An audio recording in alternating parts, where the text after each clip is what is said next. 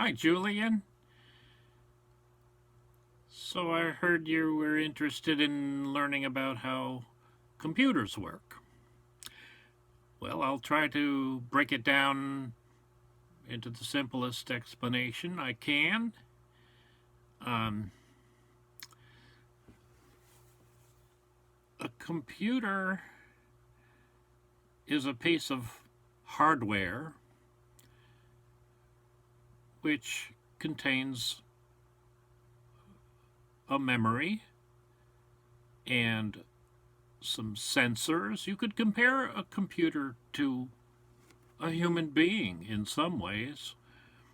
You know, inside of our brains, we have memory.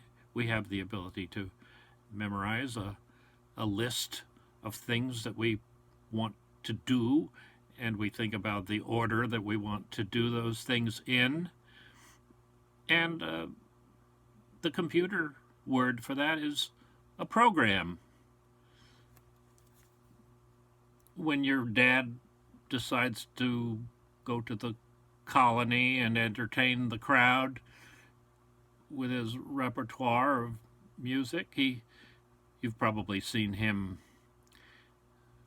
grab his Babbage guitar with the open E tuning, and he'll make a list of all of his songs that he can play in that tuning. And he might decide in advance to play Amaze Disgrace as the last song of the evening, perhaps break a string, especially if somebody starts shouting Purple Rain, and then he'll get home in time to walk Chloe. So the set list could be compared to a computer program. It's a list of things to do and the order that they need to be done in. So that would be a simple computer program if your dad was a robot in a guitar factory or something. So there's the hardware and the software. So the software and the program are pretty much interchangeable terms. Software is just another synonym for the program. The hardware is all the devices. When you hear the word hardware, you probably think of nuts and bolts, and that's exactly what hardware is, the nuts and the bolts. Take a look at your snap circuits set. Everything in that set is hardware.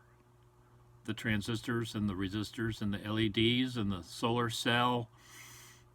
There are a couple of devices in your snap circuits set that have embedded systems. That's a fancy word that scientists use to describe anything with a computer in it.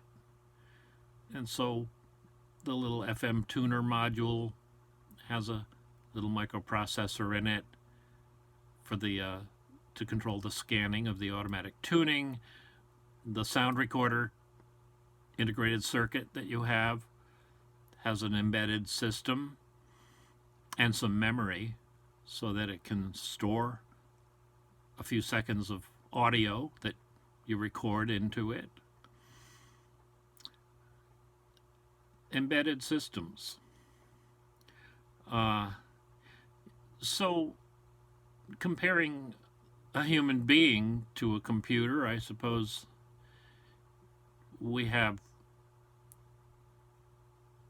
our hardware consists of input devices, output devices, memory. Let me give you an example of an output device. If I pick up this flashlight and touch the switch and send out a signal. That's an output. I'm sending a signal to anyone nearby who might observe this. That's an example of an output device.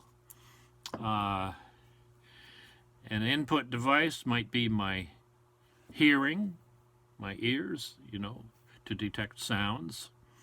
My eyes to detect, well, like a camera, taking a picture of something like a camera. My sense of touch is a sensor, an input device.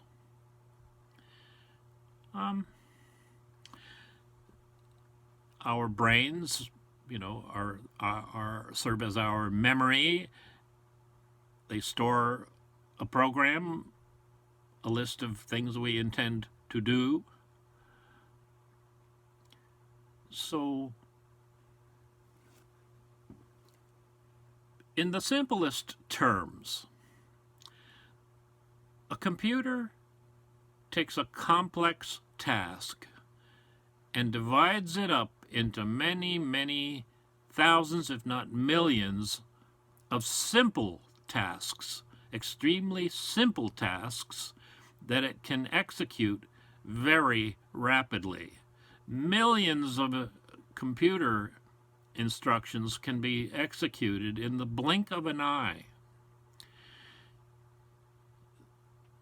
You might have an audio player with an embedded microprocessor, and the simplest thing that it needs to do is make a click come out of a speaker. Just make that speaker click. But if it does it fast enough, pretty soon that click becomes a tone or a note or music even. If you make the clicks fast enough, like the reed in this pitch pipe, you can reproduce music with computers. I've got another example of a memory device, which you might have already seen in one of my other videos, but if you haven't, you might want to look at the one on the IBM System 360 magnetic core memory that I disassembled. And this is one of the cores from that computer. And this is from a computer that was made in 1964 when I was just your age. And this stores, I think, if I'm remembering correctly, about 4,000 bits of information. And it does it by magnetizing these little donuts. You see these?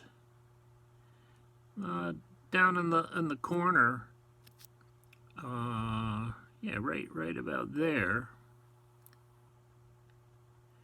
you can see 4 of them in kind of a cross pattern. There's 4 of them down in the corner, and those are called bits. 4 bits.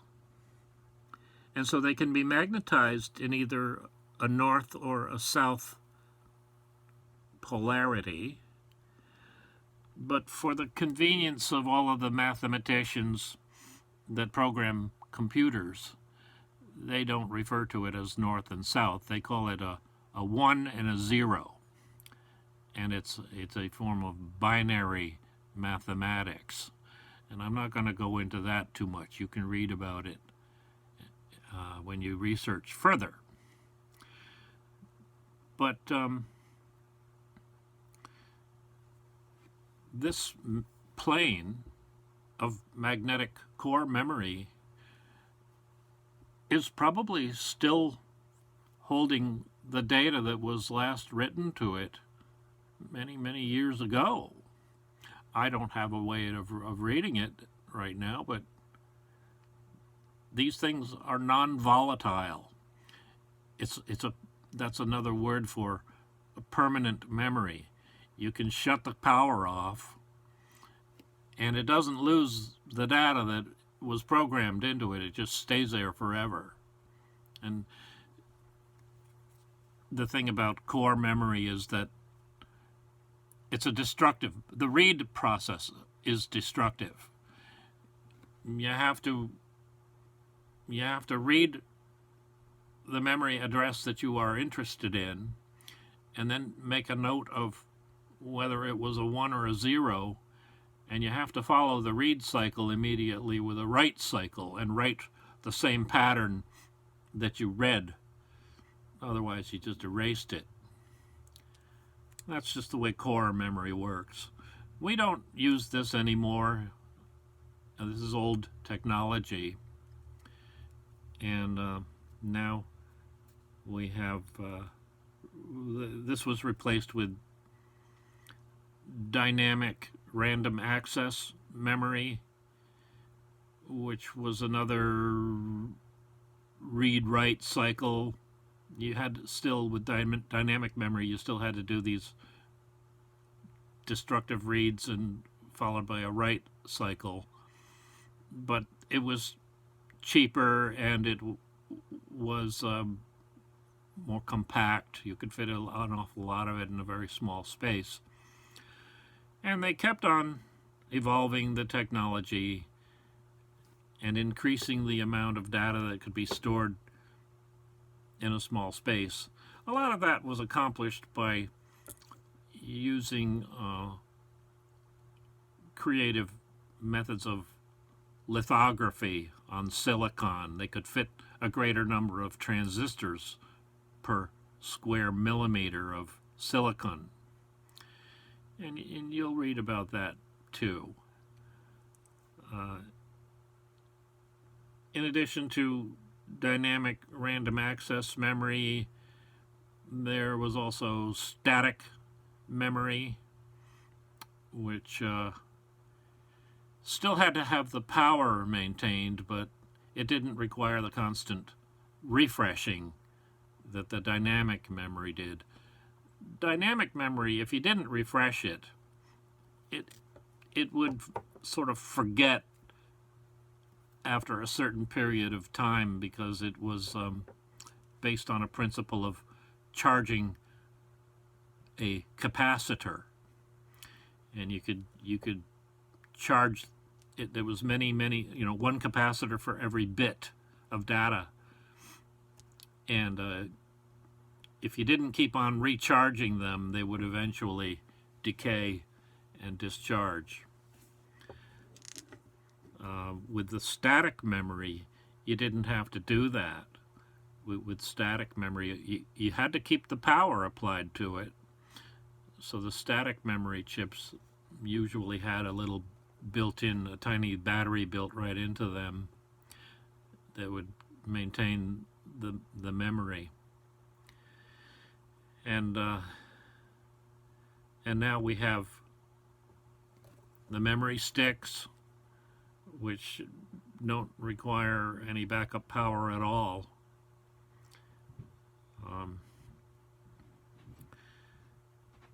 And they're very cheap and very compact.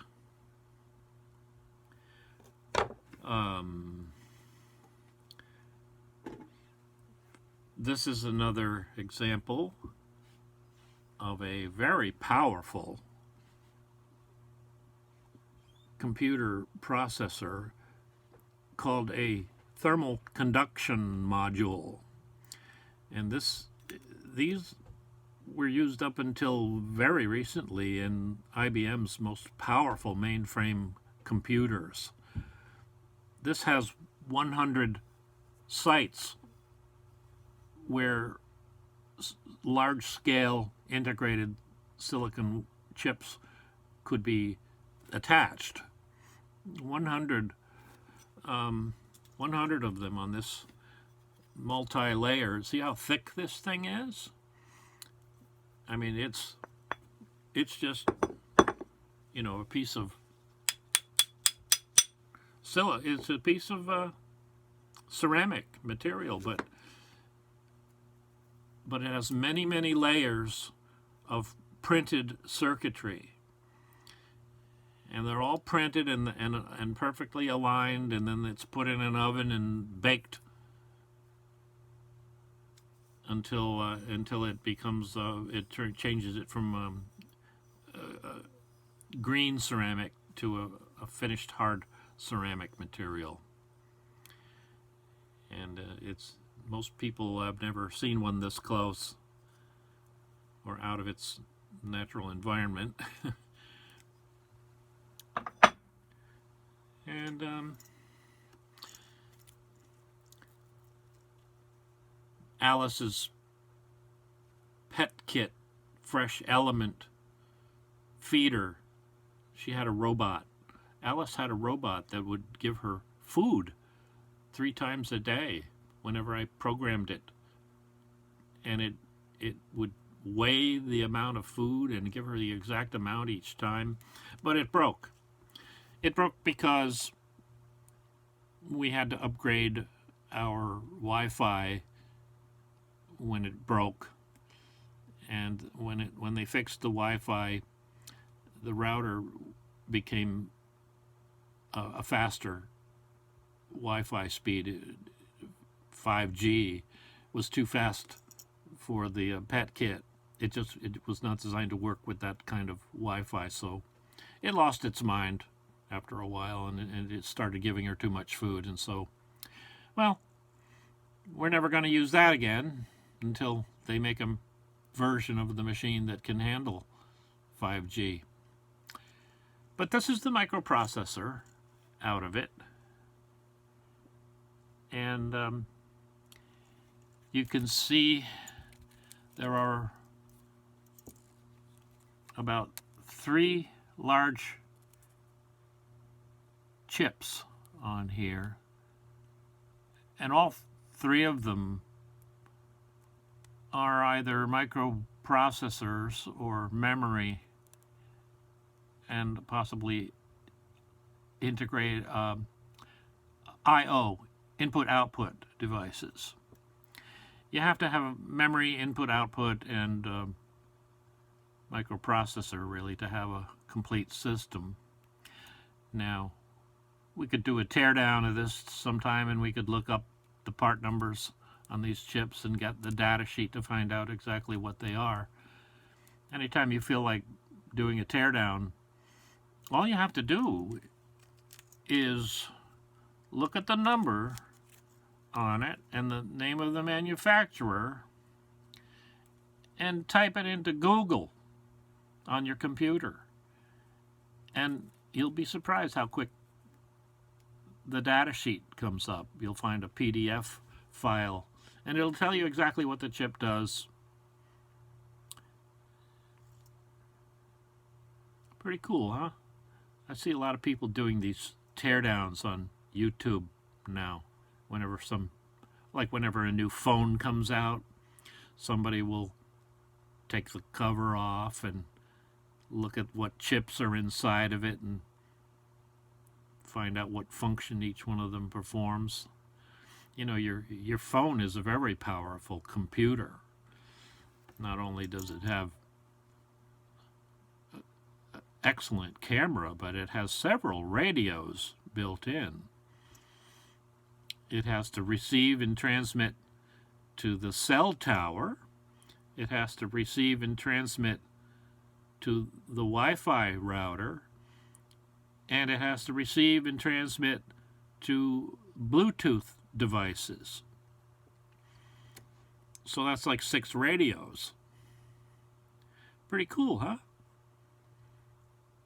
And it has a lot of memory enough to store, probably well over an hour worth of video, and all the pictures you've accumulated. You can have it automatically upload them to the cloud or to OneDrive or something like that. That's another way that they get a little more money out of you, to rent the storage capacity on the cloud. Anyhow,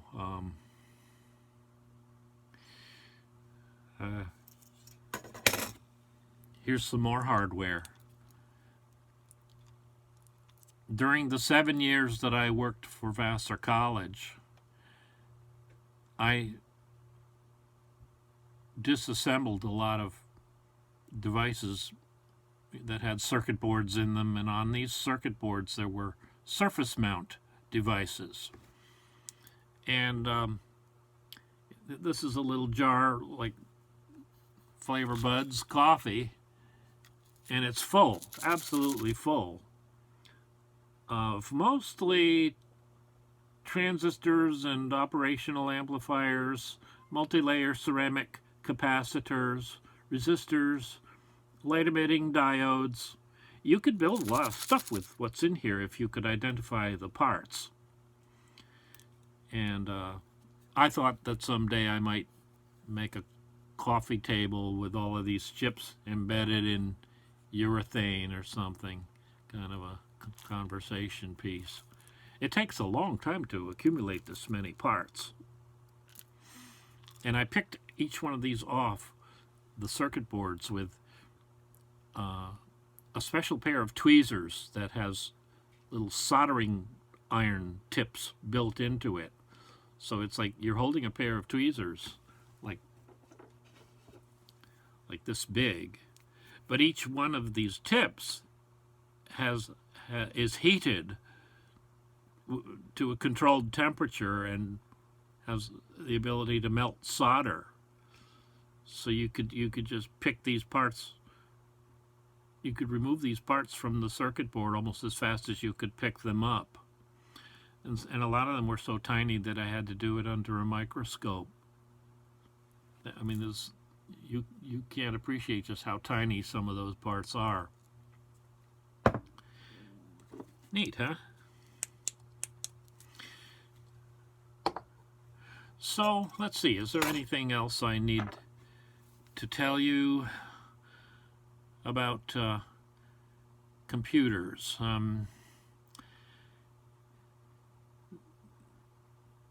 The clock speed, every microprocessor operates off of a master clock signal, and it's several hundred million cycles per second, and that's how many times it's capable of making the speaker click, or doing a fetch execute cycle. That's the simplest thing that a microprocessor does. It has a very basic instruction set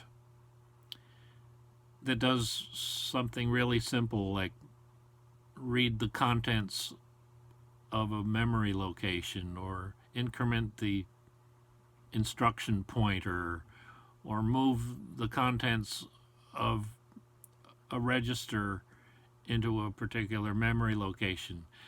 It has to do all these simple things one after another. It does them serially, in sequence, but it does it so fast in the blink of an eye that you're not aware of just what's going on. In fact, sometimes the computers don't run the program the way they are expected to. And what usually happens is that they just lock up. The program just proceeds along to a certain point and then halts. And the computer doesn't tell you why that happened. So sometimes they have a troubleshooting technique where they run it in a single step mode, and they can start at a point in the program where they know it was working, and step by step by step run it through and you can see exactly what was the last step that it executed successfully, and the next step following that is probably the one containing the error. And you can try changing something in the program to see if that solves the problem. So that's the debugging technique that's used with computer programs that aren't working just right.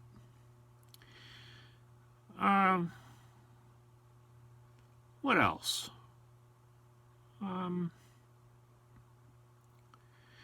I think I've been talking for more than 20 minutes, and that's probably enough to get you started. You can look up some of these words I've been saying and research them further, or you can ask me if you need anything explained in more detail. A computer microprocessor contains little subsystems such as the ALU, the arithmetic logic unit. There are several different subsystems, and I'm not going to name all of them right now, but if you get into a book on computer fundamentals, you'll learn the names of all of these little subsystems and what the function of each one is. You know, it can get pretty complicated after a while, so I don't want to make this, anything that would discourage you from wanting to know more about it. So let's look at it like something simple and go from there. Okay, Julian? Love you very much. Bye.